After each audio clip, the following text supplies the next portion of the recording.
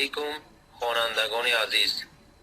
ما امروز موضوع زندگی نامه احمد دانش را می آموزیم. پیش از موضوع را آغاز کردن من با فکر استاد عینی مراجعت می نمایم. استاد عینی درباره احمد دانش چنین گفته است: من آرزو می کردم که باید کس نثرنویس شود و اگر این مقصد به دست درآید مانند احمد مخدوم نثرنویس شود که واقعه ها را در پیش خواننده با زبان ساده مجسم کننده نشان داده تواند. متفکر، فیلسوف، ادیب، شاعر معارف پرور احمد مخدوم دانش یکی از زبردستترین ادیبان آخر عصر 19 به شمار می رود. احمد دانش سال 1826 در بخارا در عائله ملا میر ناصر تولد شده است. پدر وی اصلا از تومن شاپیرکان بود و در جوانی برای تحصیل علم به بخارا آمده در همین جا مدرسه را ختم می کند و از همین جا خانه‌دار می شود. دانش تخلص ادبی احمد بوده، غیر از این او را به سبب کلان بودن سرش احمد کله هم می گفتند. در عائله میر ناصر احمد فرزند یگانه بود و بچه های دیگری آن پیش از احمد و بعد از احمد همه تلف شده بودند. احمد دانش خواندن و نوشتن را در حولی خود در مکتب خصوصی مادرش که برای سواد آموزی کودکان گشاده بود یاد گرفت. وی از سن 7-8 سالگی با شعر محبت کلان پیدا کرد و خودش هم شعرهای نوقلمانه می نوشت. تخمیناً در سالهای 1837-1838 پدرش احمد دانش را به مکتب قاری ها می دهد تا که قرآن را از یاد نموده قاری شود و به همین وسیله یک نوع زندگی گذراند. احمد دانش در وقت تحصیل مدرسه خیلی مشکلی های زندگی را دید. پدرش کمبغلانه میزیست و به پسرش درست یاری رسانده نمی توانست. برنامه و دستورهای مدرسه که اساساً از آموختن زبان عربی، منطق و علمهای دینی عبارت بود احمد دانش را قناعت کننده نتوانست. وی این دستها را با موفقیت از خود نموده باقی وقت و ساعتهای خالیش را با آموختن علم و فنهایی که در مدرسه های بخارا نمی گذاشتند صرف می کرد. وی ریاضیات، علم نجوم و هیئت استرونومیا و کسمونولوژیا، طبیات، جغرافیا، تاریخ و فلسفه شرق را به طور مستقل آموخت. دیر نگذشته احمد دانش را همچون معمار و مهندس دربار تعیین می کنند. سال 1857 امیر نصرالله برای تعزیه وفات امپراتور روس نیکولای یک و به مناسبت به تخت نشستن الکساندر دو اینچنین با مقصد باز هم بهتر نمودن رابطه های تجارتی بخارا و روسیه و پتربورگ سفیر فرستاندنی شد. احمد دانش نیز همچون کاتب سفیر و کسان دیگر به ملا جان همراه کرد. امیر نصرالله شخصاً به احمد دانش تعیین کرد که حیات و زندگی روسیه را درست مشاهده کند و از چگونگی کارهای آن دولت امیر را آگاه نماید. سفیران امیر در پتربورگ پایتخت امپرای روسیه 2 ماه استقامت کرده و پررگی حیات زندگی آنها و کارهای دولتیشان را به پررگی آموختند. دیر نگذشته امیر نصرالله وفات کرد و سال 1860 به تخت امارت امیر مظفر نشست. در دوره امیر مظفر آدمان معرفت دوست و دانشمند از کار دولت دور کرده شدند و در حالت خواری و زاری عمر به سر می بردند. احمد دانش در این سالها نیز رسما در خدمت دربار باشد هم، اما در پیش امیر مظفر آبروی نفوذ و تأثیر و اعتبار نداشت. اصول اداره دولت و احوال اقتصادی و سیاسی مملکت تا رفت بدتر و خرابتر می شد. سال 1869 امیر مظفر به پتربورگ هیئت نوی سفارت خود را می فرستاند. در این هیئت سفارت احمد دانش نیز همچون شخصی که با رسم و آیین روس‌ها از این پیش شناس داشت داخل می شود.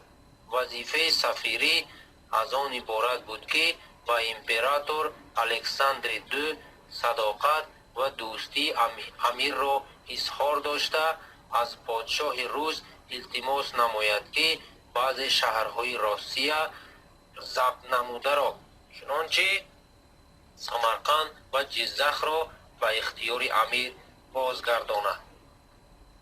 در این سفر احمد دانش با علم و مدنیت، ترتیبات دولتداری، بعض واقعه‌های سیاسی روسیه و اروپا خوبتر شناس شد.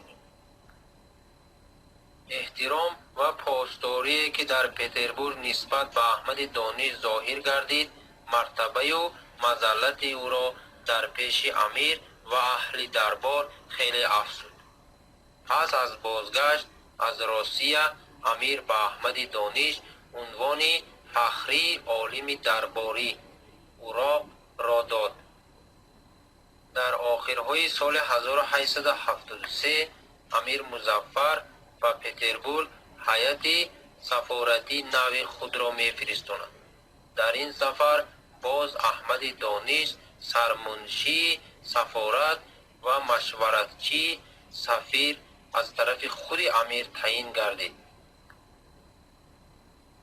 سه سفر احمد دانش به روسیه در جهانبینی و فکر و عقیده های او تأثیر کلانی داشت.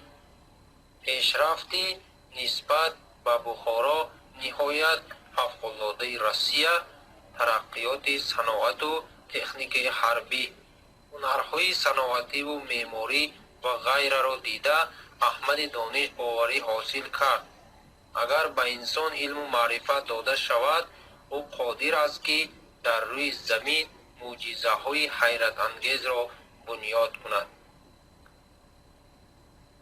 احمد دانش برای ساخت دولتداری بسیار دیگرگونی ها کردن میخواست و این به امیر مظفر معقول نبود. امیر مظفر کوشش میکرد که احمد دانش را از دربار دور سازد.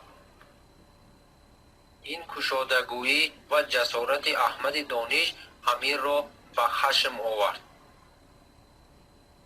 به همین طریق در آخر سالهای 72 احمد دانش از دربار و خدمت امیر تماما دست کشید و چنان که خودش نوشت در گوشه قناعت و مجهولی عمر به سر میبرد. امیر مظفر برای دور کردن از دربار احمد دانش را اول با غزار و بعد با نرپای همچون وظیفه قاضیگی عهدهدار میکند. سال 1885 به تخت بخارا پسر مظفر امیر عبدالأحد می نشیند. امیر عبدالأحد برای آن که تعریف و آبروی خود را در بین اهل علم و ادب زیاده کند چندین کسانی فاضل و عالم را که در وقت پدرش از دربار دور کرده شده بود به هر بهانه و مهربانی های دروغ باز هم به خدمت جلب می‌کند. احمد دانش را نیز از قاضیگی نرپای آزاد کرده به بخارا دعوت می‌کند و کتابداری یکی از کتابخانه‌های خود تعیین می‌کند. در سال 1889 احمد دانش در مدرسه میر عرب با پول قرض یک حجره اجاره میگیرد تا که در تنهایی در اینجا مشغولیت های علمی و ادبی را انجام دهد. احمد دانش سال 1897 در بین 21 مارس و 22 اپریل در شهر بخارا وفات میکند. اهل علم و ادب و مخلصان و شاگردان بسیار با سوز و گداز وفات او را برای علم و معرفت و حیات مدنی و فنی آن زمان یک تلفات کلان میدانست. در میراث ادبی، علمی و فلسفی احمد دانش دو اثر او مخصوصاً اهمیت کلان داشت. یکی از این اثرها نوادر الوقایع نام دارد.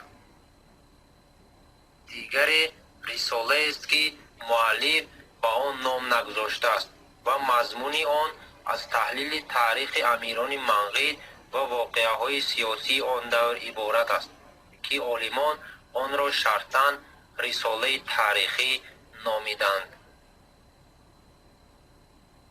چنانچه در بالا سخن رفت، عقیده‌های معارف پروری احمد دانش در حیات معنوی آن زمان جریان ترقی پرورانه و پیشقدم حساب می‌یافتند. این عقیده‌ها در نتیجه شناسایی او با روسیه تشکل یافته بود. احمد دانش بعد سفرهای خود به پتربورگ پسماندگی و جهالت ساخت اجتماعی و ساحه‌های گوناگون حیات مدنی و علمی کشور خود را فهمید. وی پیشرفت‌های بزرگ علمی تکنیکی روسیه، ترقیات صنعت و کشفیات‌های علمی را دید. با واسطه شخصان دیگر از پیشرفت‌های دولت‌های ترقی کرده اروپا و طرز اداره آن دولت‌ها خبردار شد.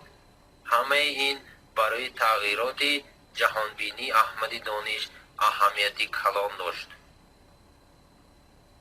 آن آرزوی امیدهایی که احمد دانش در اثرهای خود به میان گذاشته بود، من بعد و مخصوصاً در زمان استقلال ازبکستان جامع عمل پوشیده ایستاده است. احمد دانش تمام حیات خود را برای آموختن علم و دانش بخشیده است و کوشش میکرد که خلقهای آسیا میانه از این خفاماندگی دست کشیده رو به ترقیات نهاده معرفت، معنویت و دانش آموزند. برای اعتبارتان تشکر.